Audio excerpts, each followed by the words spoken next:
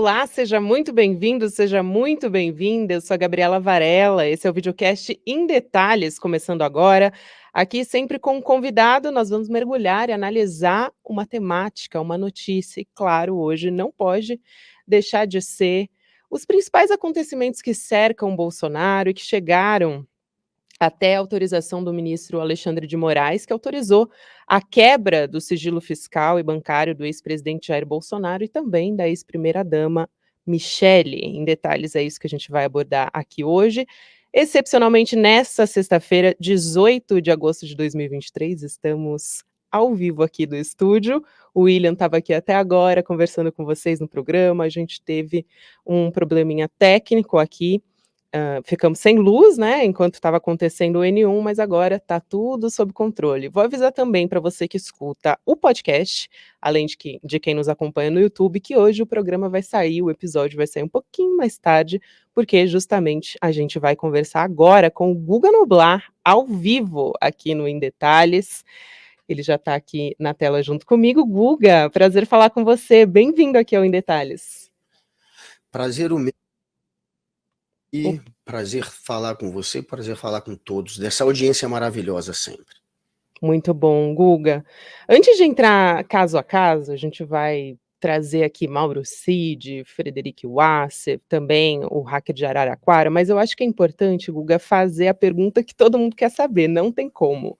Bolsonaro vai ser preso? Quando isso deve acontecer? Eu vi muitas análises, né, de jornalistas, cientistas políticos, enfim, especialistas, de que o que deve ser feito é levantar antes todas as provas dos crimes que supostamente, né, ele cometeu, e construir uma base bastante consistente, e também tem a questão da condição política para isso acontecer também. Você acha que ainda a gente não chegou nesse momento, Uga?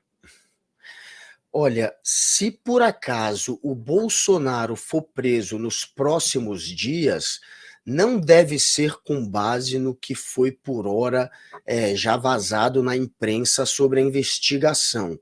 Pelo que se saiu até agora, a maioria dos especialistas em justiça não creem que seja já robusto o suficiente para colocar alguém com o peso do Bolsonaro na cadeia. Está muito próximo, mas não estaria lá ainda. Porém, tem esse clima, né, de olha, ele está para ser preso. Inclusive, na última madrugada, o que teve de gente que não dormiu, acreditando que o Bolsonaro poderia acordar sendo preso, não está no gibi. Foi muita gente, muita especulação na internet, mas se por acaso A gente ele está tendo um for probleminha preso aí nos com a conexão do próximos Guga. dias, é porque nessa busca e apreensão Voltou.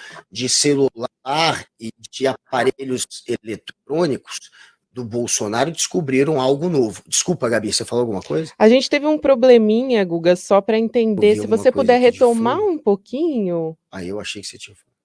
Ah, tá. Tá bom. Então,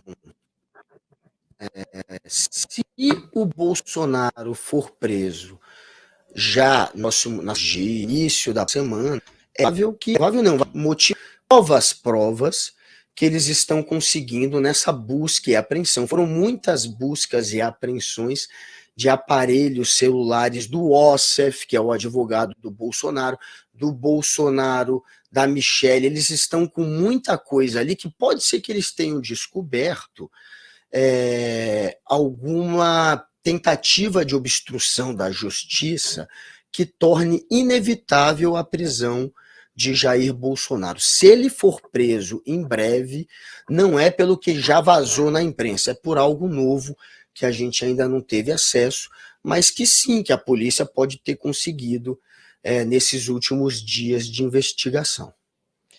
É isso. E a gente tem também, nas últimas horas, né, porque ainda acho que não deu nem 12 horas que a gente teve a divulgação da capa da Veja, e aí também saíram algumas outras apurações em relação a Mauro Cid, né, que ele vai admitir que vendeu as joias a mando de Jair Bolsonaro e que entregou o dinheiro ao ex-presidente. Guga, eu acho que o mais importante é a gente explicar a consistência dessas provas, nesse caso específico que já existem, que vão além do ex-ajudante de ordens admitindo todo esse esquema, né? A gente tem 17 mil e-mails, a gente teve conversa interceptada naquele relatório da PF, a gente teve foto do pai do Mauro Cid no reflexo, né, da caixa de joias que ele queria vender. Então, quer dizer, essa é uma base bastante sólida, não é só a palavra dele, é bem importante a gente fazer essa distinção, até porque tem muita gente comparando com a Operação Lava Jato, né, Guga? Não dá para comparar com a Operação Lava Jato. Não é Exato.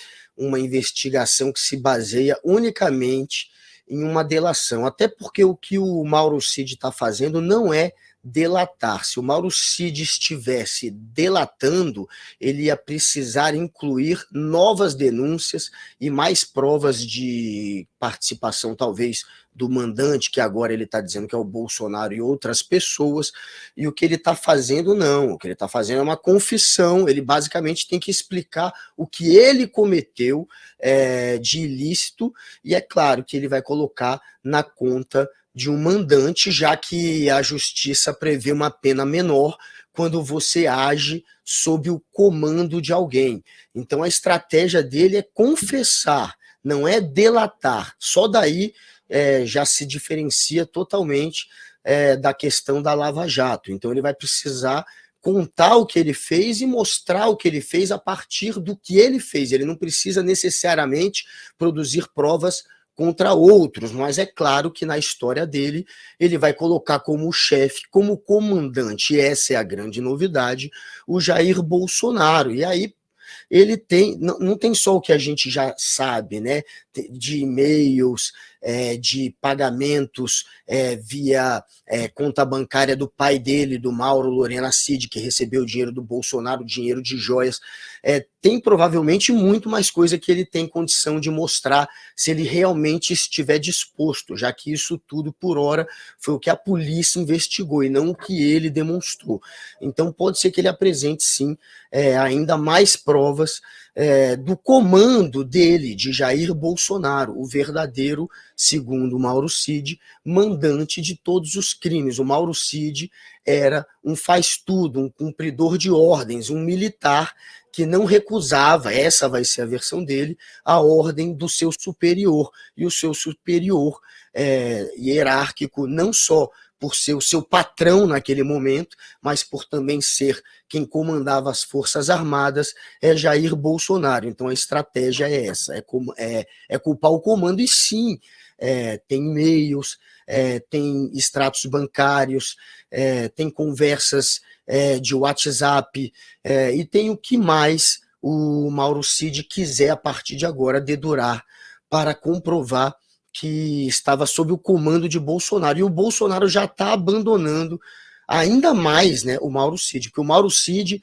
trocou de advogado, quis passar um recado para o Bolsonaro, não foi atendido, não recebeu uma resposta, se sentiu abandonado, e agora o Bolsonaro já está passando via imprensa a informação de que o Mauro Cid é capaz de tudo para deixar a prisão, como se o Mauro Cid estivesse criando uma mentira. Então o Bolsonaro já está entrando em rota de colisão com o Mauro Cid. Não está só abandonando, como está entrando em rota de colisão. Você falou duas coisas bem importantes, né? O novo advogado do Mauro Cid, Guga, é o criminalista César Bittencourt, e ele é bastante conhecido por ser avesso à delação premiada, né? Ele não pretende utilizar esse recurso, pelo menos foi o que ele disse dessa confissão, então, de Mauro Cid. Então, como você disse, não é uma delação, mas me deixa, assim, pensativa de que você acha mesmo que o Mauro Cid não deve ter nenhuma contrapartida ao contar tudo, né, vamos dizer assim, a capa da Veja diz ali, né, que Mauro Cid vai revelar, eu lembrei até da capa do Pedro Collor, né, Pedro Collor conta tudo. A bomba, né, a do Pedro Collor é muito parecida. Tem muita gente, né, colocando as duas capas em perspectiva, né? Exato. E são dois homens bombas. O irmão do Collor, e agora aquele que já chamou Bolsonaro de tio. Eles têm uma relação muito próxima. O Mauro Lorena Cid é amigo do Bolsonaro há décadas. As famílias se conhecem há muito tempo. O Bolsonaro, por indicação do pai do Mauro Cid, do Mauro Lorena, recebeu o Mauro Cid como seu faz-tudo. E eles tinham um nível de relação e de confiança em que o Mauro Cid era aquele, inclusive, que entrava, né, no mar com Jair Bolsonaro. Essa é a grande imagem dele, para fazer a segurança do Jair Bolsonaro. Então, a pessoa que o Bolsonaro tinha a maior confiança, a confiança irrestrita, era no Mauro Cid. Por isso, inclusive, que incumbiu o Mauro Cid de ser o seu novo Queiroz 2.0. O papel do Mauro Cid era ser uma espécie de gerentão daqueles crimes ou supostos crimes que estão sendo investigados de Jair Bolsonaro. Ele está por trás de tudo, da falsificação de cartão, da tentativa de golpe do Caixa 2 da Michele Bolsonaro, que era alimentado por um esquema que talvez seja até recheado com dinheiro de joias, e da venda de joias da família também, Bolsonaro, que agora ele está, inclusive, confessando. Então ele virou uma espécie de Fabrício Queiroz 2.0, porque tinha sim a confiança irrestrita do Bolsonaro. O Bolsonaro, inclusive, abria mão da segurança dele para ter só o Cid como segurança nesses momentos, por exemplo, quando ele entrava no mar. Essa é uma das imagens que tem muita gente que está sendo muito relembrada agora, né? Do Mauro Cid ser aquele que, inclusive, entrava na água com Bolsonaro, e depois disso tudo, de uma relação quase de parente, de família, Pois né? é. Com Jair Bolsonaro, agora está indo cada um para um lado, finalmente. Agora, o que que fez o Mauro Cid virar essa chave, você acha, Guga? Só mais uma informação antes de você responder a respeito disso, sobre o advogado de Mauro Cid. Ele deve se reunir também com o ministro Alexandre de Moraes para demonstrar justamente a vontade, né, a boa vontade de colaborar com essas investigações todas. Agora, o que que você acha que motivou o Mauro Cid agora a contar tudo, como a gente disse? Foi o fato do pai dele estar muito exposto? Porque é isso, ele e Bolsonaro eram próximos a ponto de ele ficar com o celular de Bolsonaro, ficar em posse do cartão, fazer transações bancárias também, em nome de Bolsonaro, né, Guga? Ele tinha uma procuração para poder acessar uma das contas do Jair Bolsonaro, tanto que quando a CPMI avançou contra o Mauro Cid e foi investigar as contas do Cid, investigou todas, inclusive a que ele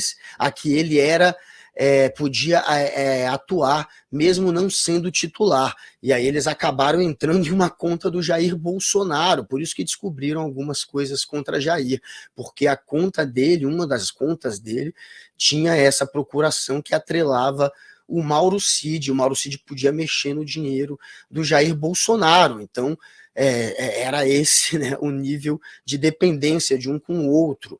Mas, claro, que acima de Jair Bolsonaro está a família, né? O Mauro Cid tem a esposa, a Gabriela Cid, que está metida na história da falsificação de vacina, e também tem gravação dela com a filha do Vilas Boas, que era o comandante do Exército, na época ainda do Bolsonaro, em que eles estão tramando um golpe. Elas estavam ali na época ainda do acampamento golpista tramando o golpe. E aí tem ela, então, metida no cartão de vacina, tem ela metida em golpe, e tem o pai do Mauro Cid, o Mauro Lorena Cid, que também está metido nas vendas de joia, que também foi usado pelo Bolsonaro como uma espécie de muambeiro. Então, tem também o irmão do Mauro Cid, que é o dono de mansões nos Estados Unidos, mas a polícia está chegando à conclusão que os negócios que ele teve que foram bem sucedidos e levaram ele a estar na condição que está, então parece que estão livrando o irmão. Mas a mulher, que é a Gabriela Cid, e o pai, que é o Mauro Lorena Cid, estão enrascadíssimos. E é claro que ele está agora querendo proteger a família e conseguir também uma pena menor para ele, já que ele não está vendo muita escapatória. Do jeito que estava, ele ia ficar como mandante, o que seria ainda pior, então é melhor tentar atenuar a pena, além de tentar, óbvio, preservar um pouco a família nessa história. A estratégia parece que é essa. Esse advogado, César Bittencourt, ele sempre foi meio anti-Bolsonaro, né? Ele já tem uma fama de ser anti-Bolsonaro, de ter sido uma pessoa crítica ao Bolsonaro e, enfim, não é a favor da delação, é contrário à delação, mas está optando por dedurar mesmo, por entregar, por fazer uma confissão, onde ele vai dedurar o mandante. Pois é, como você disse, já tinha acontecido, já tinha se aproximado da Gabriela Cid, mesmo assim Mauro Cid tinha resistido a vir a fazer essas declarações, né, essas confissões, mas acho que chegou talvez ali num patamar, né, muito maior quando alcançou também o pai dele, com o envolvimento de fotos, né, o reflexo do pai dele, quer dizer, até nos acompanha aqui o JM no YouTube, disse: eu acredito que seja a falta de opção da defesa de Cid em função das provas já encontradas, são realmente muito consistentes, né, Mauro Cid era muito próximo do presidente Bolsonaro, acompanhava reuniões, ele possivelmente estava ali quando Bolsonaro conversou com o Daniel Silveira, ou teve acesso a essas informações, ele teve acesso a reuniões, né, e a documentos bastante importantes, é um acesso bastante privilegiado em relação ao presidente Jair Bolsonaro, ao ex-presidente, né, Guga? Tem a minuta do golpe, uma outra Exato. minuta que foi encontrada com o Mauro Cid. Se o Mauro Cid quiser, Gabi, é porque ele vai ficar só na confissão de culpa, pelo jeito, por hora pelo menos, da história da venda de joias. Mas se ele quisesse estender isso e explicar, por exemplo, as conversas dele com o Coronel Elcio, ouvindo do Coronel Elcio que tinha que dar golpe, a minuta do golpe, explicar ainda melhor essa questão do cartão de vacina, enfim, ele pode complicar demais a vida do Bolsonaro. Repito, era ele que era o gerentão desses esquemas suspeitos de corrupção, todos, sem exceção. Caixa 2, cartão de vacinação, venda de joia, golpe de Estado, tudo passou pelo Mauro Cid. Então, esse é o homem-bomba do Jair Bolsonaro. E se o Mauro Cid quiser, por exemplo, explicar essa história da minuta do golpe, ele pode complicar ainda mais a vida do seu antigo patrão, amigo, colega, enfim. Mas é isso, ele quer a família, como falou a nossa ouvinte, ela não tem muito, ele não tem muito para onde correr, o Mauro Cid. As provas são robustas e da maneira que estava, a bomba ia estourar muito mais no colo dele e da família dele. Então é melhor deixar que o mandante, aquele que mandou ele cometer esses crimes, pague em parte, pague por isso também, para que pelo menos diminua a pena dele e diminua também a possível pena de parentes dele. Essa é a estratégia e realmente parece ser por isso, porque não tinha para onde correr. A aposta que muitos estavam crendo que seria do Mauro Cid seria aguardar até daqui 3 anos, acreditando que o Lula, enfim, por estar doente, não se reelegeria e que talvez alguém colocado pelo Bolsonaro pudesse vencer a eleição e que aí ele seria de alguma maneira anistiado, ele seria, enfim, perdoado e que estaria bem de novo daqui a 3 anos. Essa era a aposta. Muita gente dizia, ele vai ficar quieto, ele vai aguardar a próxima eleição, mas a gente está vendo que não está sendo assim. Não teve jeito, muita coisa veio à tona. Agora também, outro caso bastante importante, até aqui comentaram no YouTube, o Delgatti foi a pá de cal, né, teve ontem o depoimento do hacker, o Walter Delgatti, e aí a gente entra numa outra seara, né, Guga, porque já há comprovação de que o hacker esteve no Palácio da Alvorada, inclusive com a confirmação do próprio Bolsonaro depois, né, de que essa reunião aconteceu. Mas quais são os elementos agora que precisam de provas? Porque ele deu várias declarações ali que necessitam de prova a Muitas. partir de agora, né? Então, se você puder elencar aqui para a gente o que você destacaria entre todas essas?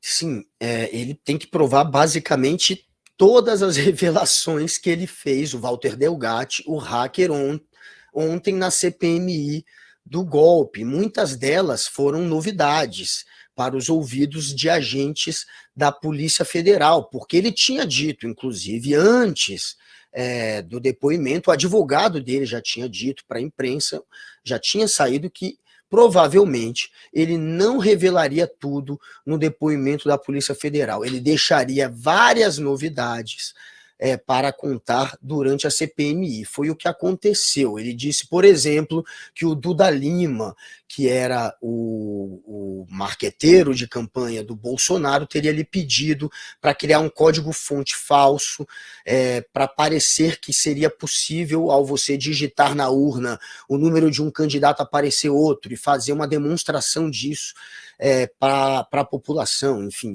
fazer, criar essa encenação com um código-fonte falso. Teria partido, portanto, essa ideia do Duda Lima. Foi a primeira vez que ele colocou o nome do marqueteiro do Bolsonaro. O marqueteiro E ele negou, já disse, né, o Duda Lima. Negou, disse que está revoltado. Então, assim, ele precisa provar, por exemplo, Duda Lima está no meio disso, ele se encontrou, ele conversou com o Duda Lima, que está negando, que disse que falou brevemente com ele sem saber quem era. Ele precisa explicar melhor essa história. Ele precisa explicar também essa questão do indulto. Ele não tinha dito ainda para a Polícia Federal que o Bolsonaro tinha prometido um indulto a ele, caso ele cometesse esses crimes ali de tentar fraudar a eleição e acabasse preso. E disse, inclusive, que poderia prender o juiz. Ele precisa explicar melhor essa história também. Ele precisa explicar melhor a história dele ter sido um consultor do grupo dos militares que fez parte da comissão de transparência da eleição, que mandou ao TSE um relatório dizendo que não era possível não era possível comprovar nem que havia fraude, nem que não haveria fraude na eleição. Então, segundo o hacker, foi ele que foi o consultor dos militares. Essa é a parte talvez mais importante de ontem, do depoimento do hacker, foi ter de fato colocado os militares no centro dessa história. Isso é muito importante que ele consiga provar e que fique claro. Quem são os militares que realmente o receberam? Diz ele que foi recebido pelo Paulo Sérgio, que era o então ministro da Defesa e já tinha sido comandante do Exército, que tinha um contato indireto com o comandante, o então comandante do Exército, que era o Freire Gomes, e que tinha um coronel, o Marcelo Jesus, que fazia a ponte entre ele e o Freire Gomes, que ele era recebido por técnicos de informática do Exército para fazer esse papel de consultor deles, dizendo que eles deveriam colocar como dúvida no relatório para o TSE. Então, essa parte dos militares, em especial, aí ele precisa provar mesmo, porque isso, a se comprovar, coloca os militares de alta patente que lideravam, um era comandante do Exército e o outro ministro da Defesa. Ele disse que foi 5 vezes ao Ministério da Defesa. A se comprovar isso, ele está colocando os líderes, aqueles que comandavam as instituições, no centro do golpe. Isso sim é muito importante e ele precisa provar. É importantíssimo, e também, né, ter acesso ali às câmeras, dá para, né, a gente conseguir reunir provas que comprovem essa declaração. Tem também, né, Guga, a história do grampo, né, de que ele ouviu ali do então presidente Jair Bolsonaro que o governo tinha conseguido grampear, perdão, o ministro do Supremo Tribunal Federal, Alexandre de Moraes. Isso também foi um ponto ali, né? Essa do grampo também, porque a gente sabe que o Marcos Duval, o senador, disse que tramou uma conspiração para grampear, mas na conversa do Delgatti ele disse que ouviu do Bolsonaro que o Alexandre de Moraes já tinha sido grampeado por agentes estrangeiros e que ele deveria assumir a autoria desse grampo, já que como ele era uma pessoa muito entusiasmada pela esquerda, já que ele era o hacker da Vaza Jato, a esquerda não teria como duvidar ou se colocar contra ele, e enfim, seria, portanto, essa a estratégia, colocá-lo como o autor do grampo. Ele contou isso, que foi uma proposta feita por Jair Bolsonaro, que Jair Bolsonaro lhe dava carta branca para cometer fraude eleitoral, para tentar cometer uma fraude eleitoral. Ele usou essas palavras Com a durante contrapartida o do indulto, né? depoimento, com contrapartida do indulto, perdão, da anistia. E como ele estava, enfim, como ele está enrascado, e também tinha, além disso, a promessa de emprego da Zambelli. Então, o que ele ia ganhar como contrapartida era, além do indulto, um emprego também. Ele estava precisando de dinheiro e estava precisando escapar da justiça. Então, ele disse que teria aceitado. Você disse há pouco, né, Gabi, sobre ir atrás de registros, de imagens que comprovem que o Delgatti tenha ido ao Ministério da Defesa. Ontem eu conversei com o ministro da Defesa, com o José Múcio, e claro que eu perguntei sobre isso. Ele disse que não tem até agora nenhum registro da ida do Delgatti ao Ministério da Defesa, que ele está atrás disso, mas que não tem nem registro de nenhuma dessas 5 idas dele, é óbvio que não vai ter o registro, e ele também não achou por hora imagens. Ele diz que está atrás de imagens, mas ele está pressionando, ele quer descobrir, ele quer ter certeza de quem são os militares envolvidos. E eu disse para ele, olha, o hacker está dizendo que é Freire Gomes, que é Paulo Sérgio, que era o ministro da Defesa, como é o senhor agora, que é o Marcelo Jesus, o coronel. E aí ele falou, olha, se comprovar, vai para cima, sim, que não vai ter perdão, que quem, enfim, tiver por trás, os militares que tiverem por trás disso vão pagar sim. Foi o que o ministro me garantiu. E aí eu ainda perguntei, mas dá para individualizar, continuar individualizando como o senhor quer fazer, ou vai culpar as instituições, já que um era o comandante do Exército e o outro o ministro da Defesa? E aí ele vai continuar querendo individualizar. Não dá para culpar a instituição, são indivíduos que tentaram corromper a instituição e que devem pagar. Mesmo que sejam os comandantes, a ideia é tentar fulanizar, individualizar, tirar o peso da instituição Forças Armadas, mas sem passar pano, sem passar a mão na cabeça daqueles que se comprovar que participaram disso. E se eles tiverem se reunido com o hacker, eles participaram. É isso, sim. É muito importante que isso aconteça, né, Guga, que a gente cobre também, que as autoridades levantem esses registros, se aconteceram realmente, isso precisa ser investigado. Agora, você citou a Carla Zambelli, Guga, o hacker também, o Walter Delgatti, ele apresentou à CPMI comprovantes de serviços que foram prestados ali à deputada Carla Zambelli, valores que foram recebidos por ele. A CPMI vai checar se esses valores, de onde veio esse dinheiro, se foi, por exemplo, dinheiro público que a Carla Zambelli utilizou, como que ela fez, né, para pagar também o Walter Delgatti, esses serviços desses encontros aí que ela teve com o hacker de Araraquara. Parece que ela repassava dinheiro para uma empresa terceirizada, e essa terceirizada que pagava o hacker. Tem uma parte do dinheiro ela já assumiu que pagou e que seria dinheiro de verba parlamentar. Ela quer dizer que foram só 4 mil, se eu não me engano. Ele recebeu cerca de 40 mil reais de Carla Zambelli, 14 mil por transferência eletrônica, e o restante, aí que é complicado de rastrear, via cash, via dinheiro mesmo. E ele teria recebido num posto de gasolina em São Paulo, de um assessor da Zambelli. O irmão da Zambelli também estaria no meio dessa história, também teria feito contatos com o hacker, também teria prometido dinheiro para o hacker. Então ele coloca, e a Zambelli, enfim, ela contratou.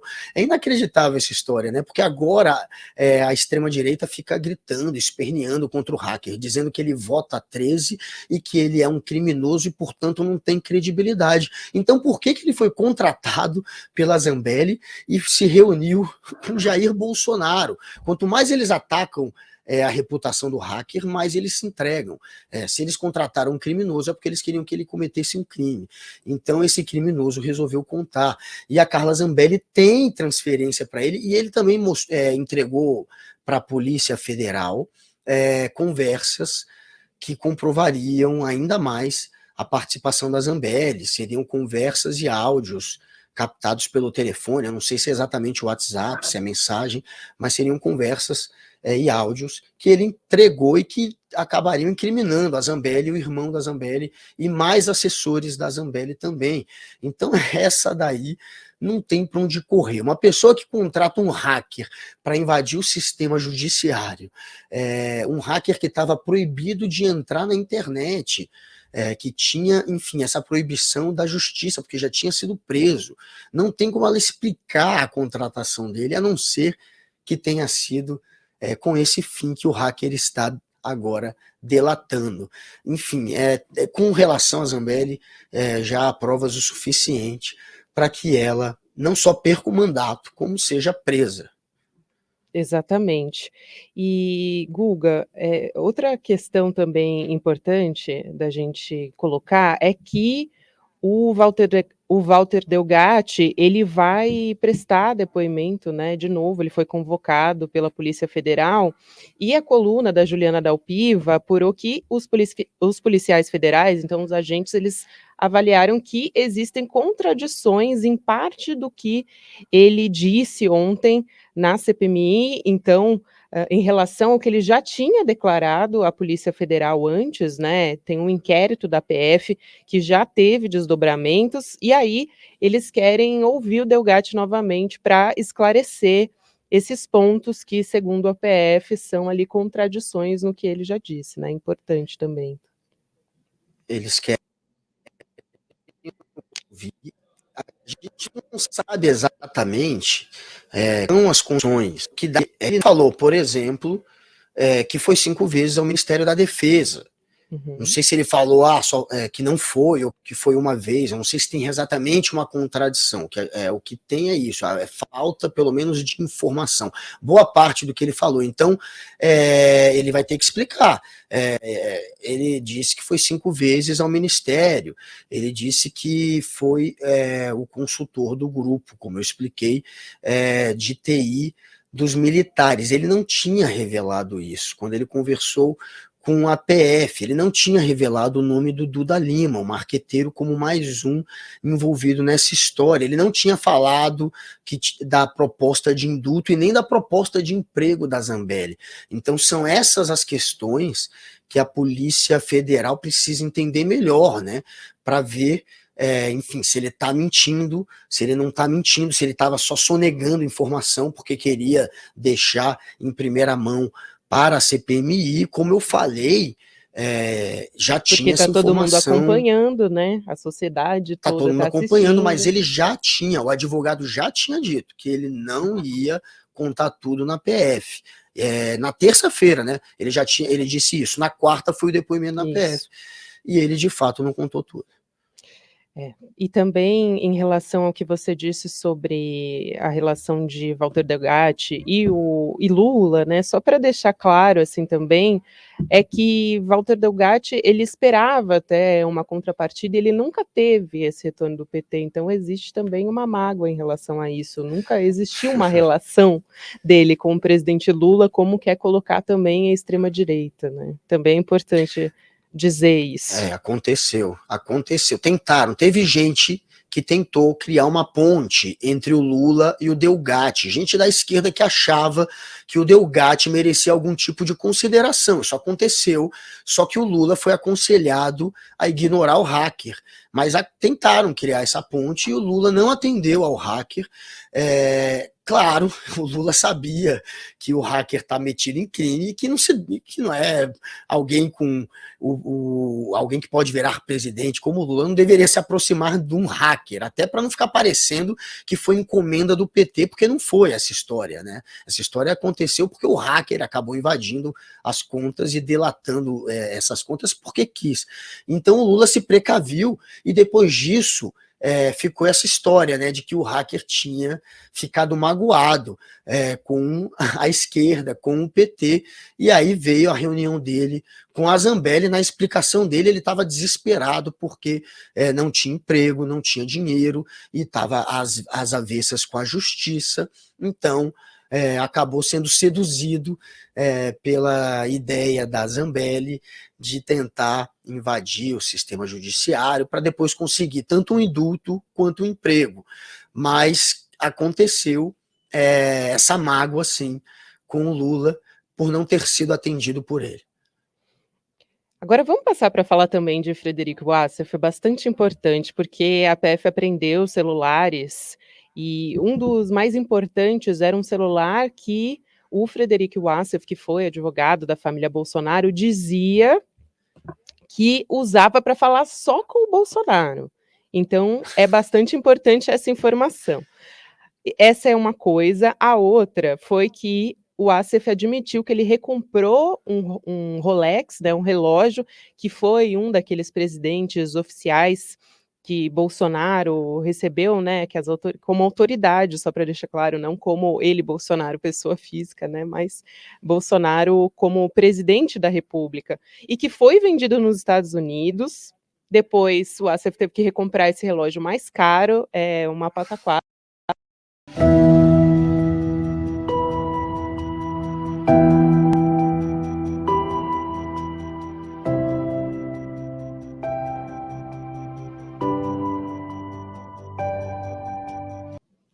Oi, gente, voltamos. Não está sendo fácil hoje. A gente teve uma queda de energia aqui, mas estamos de volta, firmes e fortes. Alguém puxou a tomada aqui do CL, hein? Estamos de olho.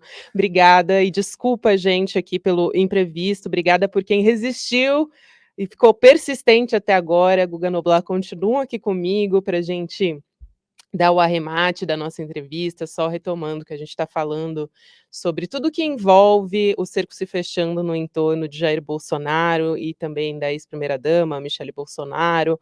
A gente falou sobre Mauro Cid, também sobre o hacker Walter Delgatti, que hoje vai prestar novamente um depoimento à Polícia Federal. E agora vou retomar essa pergunta ao Guga, que está aqui comigo já. Guga, obrigada por esperar a gente, pedir desculpa para você também, né, porque você também caiu aí, foi uma grande confusão. Mas eu quero retomar a pergunta que eu tinha feito sobre o Frederico Wassef, sobre os 4 celulares que foram apreendidos, e o mais importante é o que ele dizia que usava exclusivamente para falar com o ex-presidente Jair Bolsonaro. Vamos começar por aí, porque tem outros fios para puxar em relação ao ex-advogado da família Bolsonaro, né? O ex-advogado da família Bolsonaro, que é o mesmo que escondeu o Fabrício Queiroz sem que o Bolsonaro soubesse, foi o que ele disse na época, é o mesmo que recomprou o Rolex do Bolsonaro sem que ele soubesse.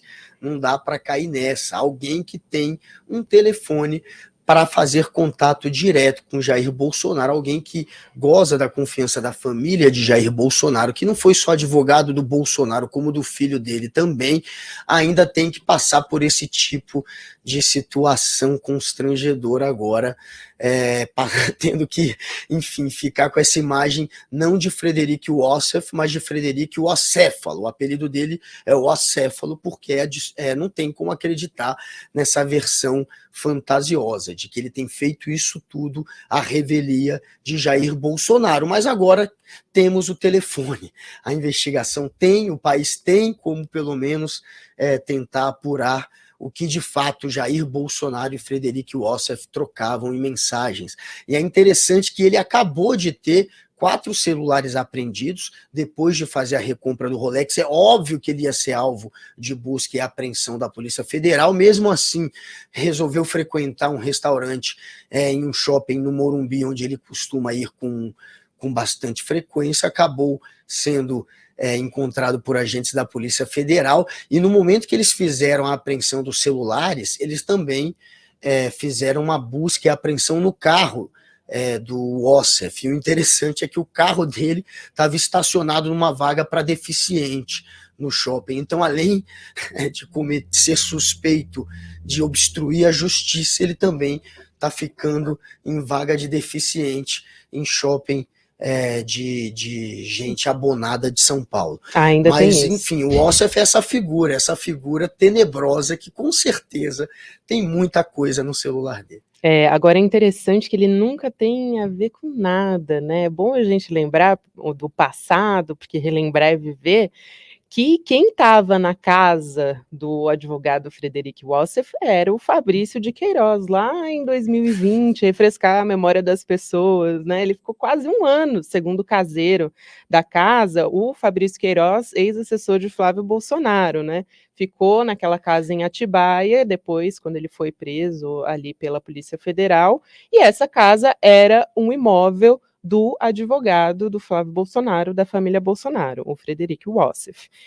E, bom, outra coisa também interessante em relação ao passado de Frederic Wassef é que a Júlia da Nóbrega, que é a viúva do Adriano da Nóbrega, um miliciano, também disse que o Wassef tinha contato com o Adriano, né, um miliciano que relatou, enfim, a Júlia relatou na delação dela que ele fez diversos contatos com o Adriano. Então, tudo isso também é um fio a ser puxado ali na história de Frederic Wassef, né? Essa do Adriano é importante, né? O Adriano da Nóbrega, que era um dos que fazia parte do escritório do crime. Era um miliciano também, policial militar, né? Que virou miliciano. E ele foi morto numa Que foi ação lá na assassinado, Bahia. exato. Uhum. E ficou essa imagem, né, para muita gente, de que, olha, a polícia assassinou o cara do jeito que foi. E a irmã dele, num telefonema interceptado pela investigação, a irmã do Adriano da Nóbrega tem a gravação dela junto com a tia conversando no telefone, em que ela diz que a morte dele, do Adriano da Nóbrega, foi encomendada pelo Palácio do Planalto, ou seja, pelo Bolsonaro, que teria inclusive dado cargos e distribuído cargos do governo para conseguir consumar o assassinato, o que seria, portanto, o assassinato mesmo, né? E não a morte dele numa operação da polícia, mas o assassinato de Adriano da Nóbrega. Isso quem diz é a irmã, num telefonema com a tia. Ela fala que foi encomendado pelo Palácio do Planalto. Depois que sai essa gravação, os governistas, gente ligada ao Bolsonaro, passa a insistir na história de que ela errou, que ela queria falar no Palácio do Guanabara, ela queria incriminar o Witzel, segundo eles, e não o Bolsonaro. Eles tentaram criar essa versão de que ela falou errado, mas o fato é que tem a voz dela dizendo isso sobre o Adriano da Nóbrega, que tinha ligação com o Wassef e que, enfim, é uma outra história que para muita gente ainda precisa ser esclarecida. Vai que tem alguma coisa também no celular do Wassef, não é impossível. E falando em ter alguma coisa no celular dele, o Wassef já admitiu que ele recomprou o Rolex, o relógio que foi um presente oficial que foi recebido pelo ex-presidente Bolsonaro, vendido nos Estados Unidos, que ele comprou até pagando mais caro do que o valor que ele tinha vendido. Ele entregou esse relógio para o Tribunal de Contas da União. A CPI deve ter acesso, Guga, a esses celulares que foram apreendidos e também pode, de repente, né, tentar ali encontrar provas em relação ao relógio também, porque as duas histórias ali estão ligadas, né? O Arthur Maia, que é o presidente da CPMI, ele não está querendo deixar a CPMI ir muito para esse lado da investigação das joias, e ele ainda não está vendo uma ligação para valer que possa, enfim, carregar esse caso das joias para dentro da história do golpe. Então ele está tentando evitar que esse assunto seja carregado para a CPMI, mas a se confirmar de alguma maneira que a venda das joias financiou atos antidemocráticos de alguma forma, aí não vai ter escapatória, né? Mas por hora tem esse.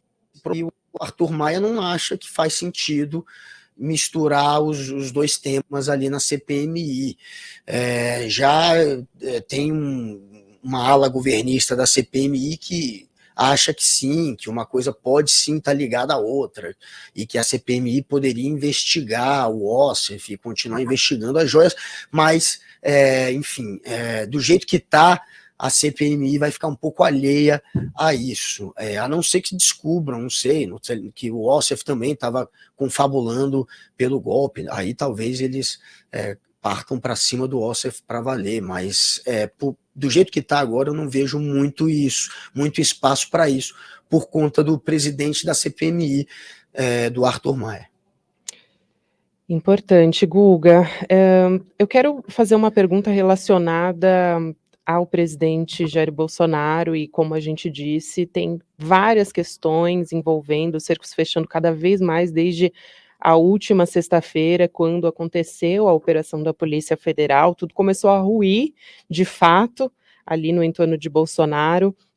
Não seria importante, na sua avaliação, Guga, a apreensão do passaporte do ex-presidente para evitar uma eventual fuga, ainda que não exista uma prisão preventiva nesse momento de investigação? Claro, já deveriam ter apreendido o passaporte de Jair Bolsonaro, inclusive o Alexandre de Moraes, em maio deste ano, quando prendeu, inclusive, o Mauro Cid por conta da falsificação do cartão de vacina. Ali, ele autorizou a busca e a apreensão de aparelhos eletrônicos de Jair Bolsonaro e também do passaporte de Jair Bolsonaro. Ele deu essa opção para a Polícia Federal, mas ficou a cargo da Polícia Federal decidir o que era necessário para a operação, e eles descartaram apreender o passaporte de Jair Bolsonaro, que foi muito estranho na época. E seria ainda mais estranho se depois dessas novas revelações que colocam o Bolsonaro como o comandante desse esquema de roubo de joias, eles agora não apreenderem o passaporte de Jair Bolsonaro. É óbvio que, enfim, isso é muito urgente. Claro que está todo mundo já de olho em Jair Bolsonaro, as fronteiras, enfim, os aeroportos, está todo mundo esperto e avisado, de certa maneira, já da possibilidade de, quem sabe, ele tentar sair do Brasil, e ele não pode. Mas é necessário, sim, a apreensão do passaporte para dificultar ainda mais uma possível fuga de Jair Bolsonaro. Afinal de contas, ele tem 17 milhões só via, supostamente, Pix. A gente sabe que uma parte não é Pix, porque esse dinheiro foi juntado desde janeiro e a campanha de Pix começou em junho, mas, enfim, ele tem 17 milhões, pelo menos, na conta dele, e muita gente disposta a ajudá-lo a cair fora do Brasil. E a gente já sabe que é uma tradição do bolsonarismo: quando a coisa aperta, eles fogem. Vários fizeram isso. Tem ministro dele que fez isso, tem influenciador dele que fez isso, só falta agora ele mesmo.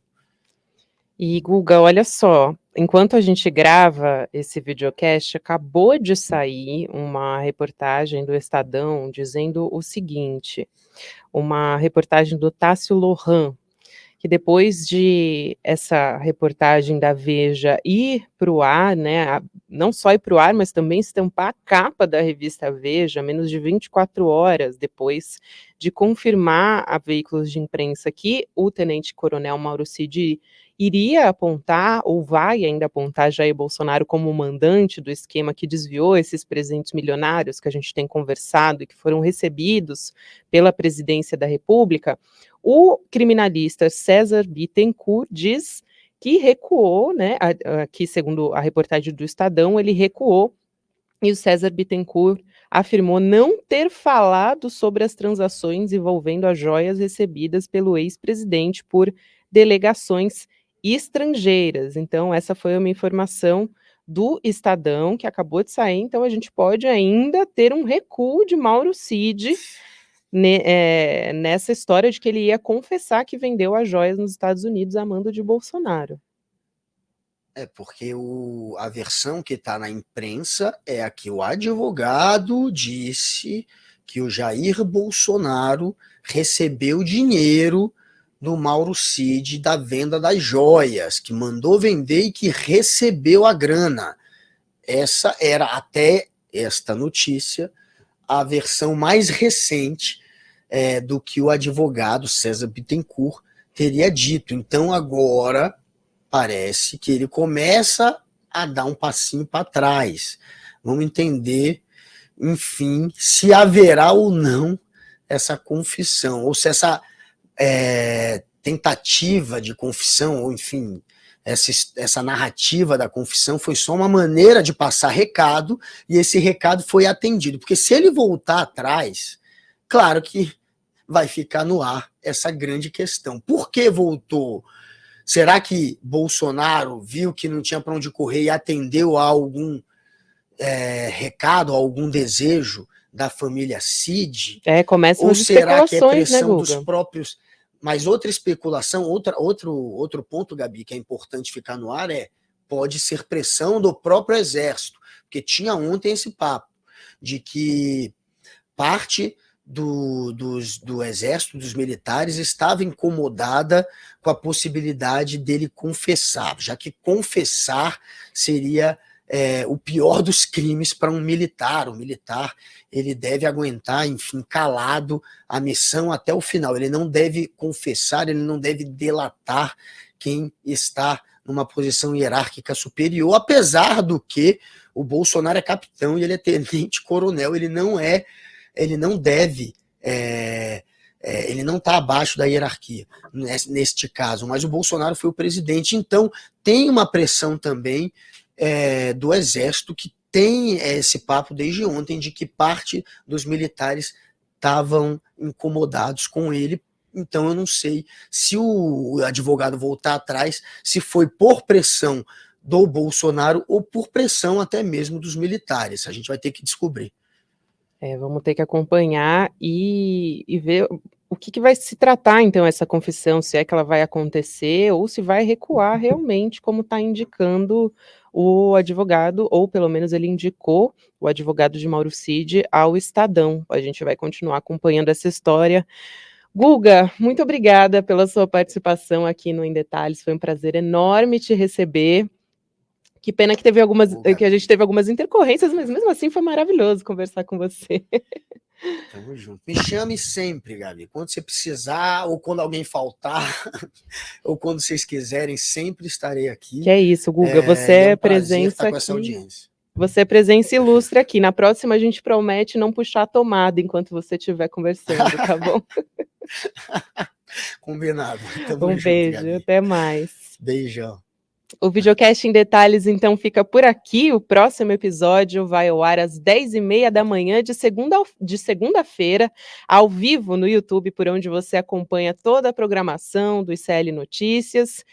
A partir da semana que vem, assim como foi essa semana de estreia do Em Detalhes, você acompanha todos os dias o videocast. Então, de segunda a sexta-feira, estaremos firmes e fortes aqui. Você também pode acompanhar o Em Detalhes nas principais plataformas de áudio. E para quem acompanha essa transmissão ao vivo agora no YouTube, você fica com o Videocast Mercado e Investimentos, com o André Campedelli e a Débora Maganha, e às 18h de hoje, você fica com o ICL Notícias segunda edição, com a Roberta Garcia, com o Chico Sal, Chico Pinheiro, grande elenco. Não deixa a gente, vai sextar, tudo bem, mas antes fica com a gente até o final da programação. Muito obrigada pela sua presença, só lembrando que a gente fica de plantão aqui, qualquer novidade que acontecer no ICL, a gente volta a entrar ao vivo, mesmo antes do ICL Notícias segunda edição. Até a próxima.